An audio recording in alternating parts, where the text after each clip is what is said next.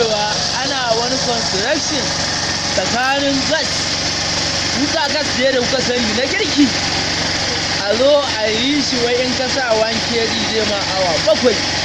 Wannan dai jama'a kun san dai gas fa evolution ne, fashewar bom yake. Allah dai ya kiyaye gaba. Kun gani kun ga wannan shine carburetor. Ga carburetor nan kuna da wannan, yanzu da zan samu injin gaba ɗaya. Kun ga injin gaba ɗaya gashi nan yana yi. To ga shagon da injin ya ba wuta nan, shagon mastabaɗo gashi nan ga wuta nan. Wutar za ta iya kaiwa ƙarfin nefa daidai da daidai. Wuta alhamdulillah, ga inji yana yi tun safe yake yi. Inji bai tsaya ba, bai mutu ba gashi nan. Wajen shine gas ɗin.